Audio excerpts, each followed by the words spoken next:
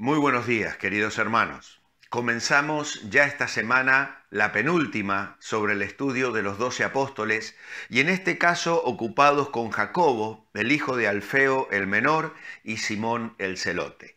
Ya Dani ayer nos introdujo en la vida de estos hombres de los que no sabemos prácticamente nada, solo que aunque eran desconocidos aquí en la tierra, son muy conocidos en el cielo.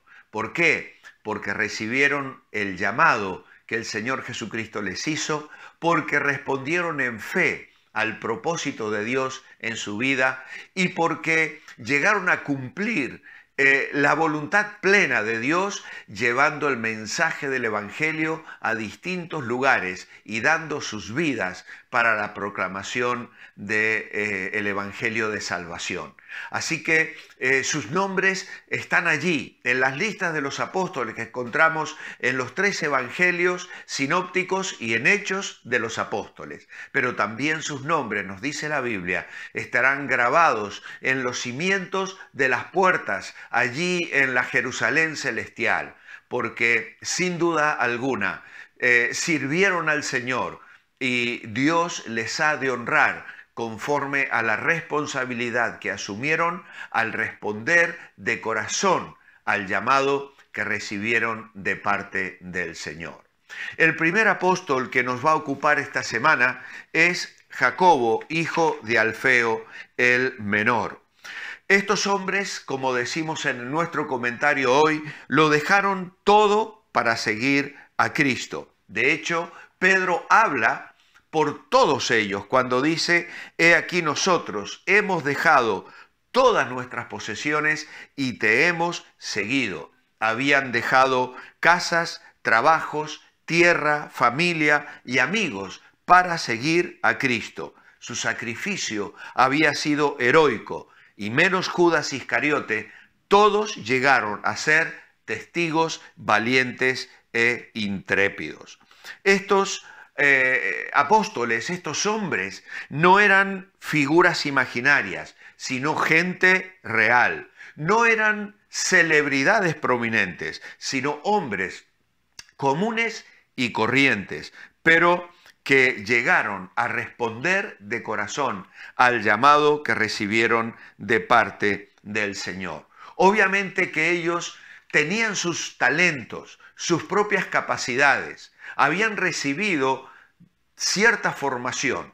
Ahora, Dios es un Dios que toma aquello que somos y lo multiplica, así como aquellos pequeños peces y panes de aquel muchacho en medio de la gran multitud supieron o sirvieron para alimentar a una innumerable cantidad de personas, pues así también el Señor llega a nuestras vidas y las toma desde donde estamos y cuando nos rendimos completamente en sus manos, las usa para su gloria. Una frase que me ha acompañado desde mi juventud, que si mal no recuerdo era de F.F. Meyer, cuyos libros devoré en mi juventud, decía lo siguiente: no se puede llegar a imaginar lo que Dios puede hacer con el alma más sencilla que se rinde incondicionalmente en las manos del Señor para que Él haga lo que quiera con ella.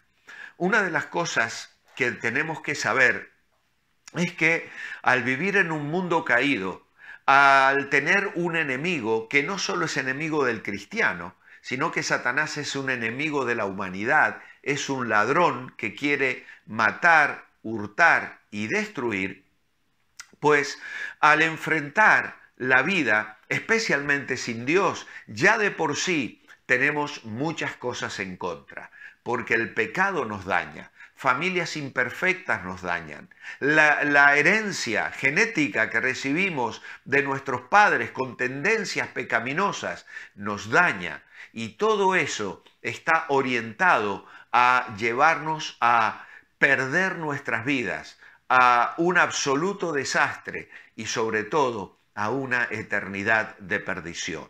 Por eso precisamente es que Dios interviene en la historia de la humanidad. y llama a nuestros padres, llama a Abraham y le dice, de ti voy a levantar uno que va a bendecir a todas las familias de la tierra. Y cuando hablamos de salvación, estamos hablando de Jesucristo, el que trajo la buena noticia. ¿Para qué? Para que las personas lastimadas, heridas y rotas por el pecado podamos tener un nuevo horizonte, una nueva oportunidad, la redención, la regeneración. Palabras claves del Evangelio nos hablan de que si alguno está en Cristo, nueva criatura es. Las cosas viejas pasaron, he aquí, todas son hechas nuevas. Y más tarde el apóstol Pablo lo diría escribiendo a los Efesios en el capítulo 2 y versículo 10, porque somos hechura suya, creados en Cristo Jesús para buenas obras, las cuales Dios preparó de antemano para que anduviésemos en ellas. También escribiría a los Filipenses en el capítulo 1 y versículo 6 y les diría, estoy persuadido de esto, que el que comenzó en vosotros la buena obra la perfeccionará hasta el día de Jesucristo.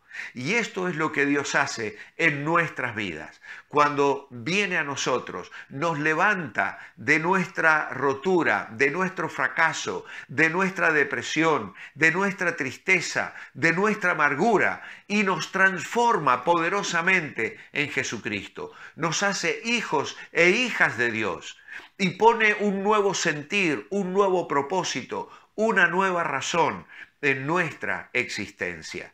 Y a pesar de los errores cometidos en el pasado, a pesar de los fallos de nuestra crianza, a pesar del entorno familiar y las situaciones adversas que hayan dejado huellas tristes y lamentables en nuestras vidas, Dios restaura, Dios redime, Dios resucita, Dios da nueva vida, Dios sana las heridas, restaura, dice la Escritura, a los quebrantados de corazón, saca nuestras almas de la cárcel y nos enseña un camino de vida y de libertad. Y esto es lo que ha sucedido en la vida de Jacobo el menor. Como sabemos, no hay mucha información sobre él. No sabemos ni siquiera exactamente por qué era llamado el menor. Algunos sugieren que tenía un hermano mayor que él, o que era el menor de varios hermanos en su familia. Otros que era probablemente bajito de estatura. No lo sabemos a ciencia cierta, pero sí fue una persona que el Señor tomó, que el Señor moldeó y que el Señor utilizó para su gloria. Y esto es precisamente lo que yo quisiera en esta semana enfocar, dejando cada día algunas pequeñas, principios o perlas, podríamos llamar, que nos puedan ayudar en poder descubrir nuestro valor personal. Porque aunque este hombre, no podríamos nosotros decir que fue un hombre de éxitos extraordinarios que hayan quedado registrados en la Biblia, pero Dios los conoce en el cielo. El éxito de su vida, como nos decía Dani, no radicó en sus obras, radicó en su fidelidad. Pero para esto, sin duda, tenemos que entender algunas cosas. La primera de ellas es que necesitamos ser capacitados para ver las cosas desde el punto de vista de Dios. Incluso necesitamos vernos a nosotros mismos como Dios nos ve.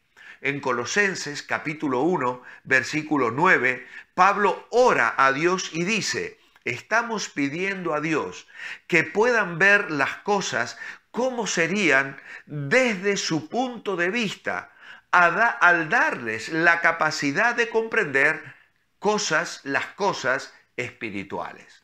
Esta es una paráfrasis que estoy utilizando del texto correcto, pero que nos ayuda a darnos cuenta que la oración de Pablo a favor de los colosenses, ellos que tuvieran la capacidad de comprender las cosas espirituales, de ver las cosas como Dios las ve. También necesitamos desarrollar un sistema de valores basado en el valor que Dios da y no en el valor que otros dan a nuestra apariencia, a nuestra formación y a nuestras habilidades. En Romanos capítulo 12 y versículo 3, Pablo dice: no alimentéis ideas exageradas acerca de la importancia personal de cada uno de vosotros, sino procurad apreciar sin exageración las capacidades que tenéis a la luz de la fe que os ha dado Dios. Somos tentados a pensar de nosotros mismos más de lo que debiéramos pensar. Lamentablemente a veces hay otros que piensan menos de sí mismos de lo que debieran pensar. Necesitamos una visión equilibrada y para eso necesitamos la ayuda del Espíritu Santo. La tercera cosa que necesitamos es confiar en el supremo objetivo de Dios para vernos diseñados como somos. Es decir, Dios me dio a mí características físicas personales que no ha repetido en ninguna otra persona en toda la historia de la humanidad. A veces quisiéramos tener talentos que otros tienen, a veces quisiéramos tener una apariencia más adecuada o más especial como grandes modelos o artistas o personas de éxito en la vida. A veces podemos tener alguna marca, algún defecto de nacimiento, podemos tener algún problema en la vista, en nuestra voz, en lo que sea. Sea como sea, Dios nos ha diseñado como somos. Te dio los ojos, los labios, el color, el pelo, lo que Él quería darte. Y tenía un plan precioso para tu vida. ¿Cuál era ese plan?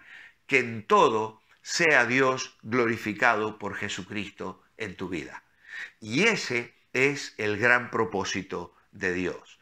Por eso, esta semana vamos a mirar algunos aspectos que nos ayudarán a comprender que hombres como Jacobo el Menor y Simón el Celote llegaron a ser instrumentos útiles en la vida, en las manos del Señor, aunque no tengamos muchos detalles de su historia. Mi oración escrita esta mañana es: amado Padre, gracias porque tú nos enseñas a vivir, a valorarnos a nosotros mismos en un mundo que nos quiere hundir, frenar, humillar y sacarnos del camino de tu voluntad. Saber que personas casi comunes fueron instrumentos poderosos en tus manos nos anima y bendice para seguir los consejos de tu palabra y cumplir tus grandes propósitos para cada uno de nosotros. En tu nombre, amén. Os espero mañana para seguir meditando en estas hermosas verdades.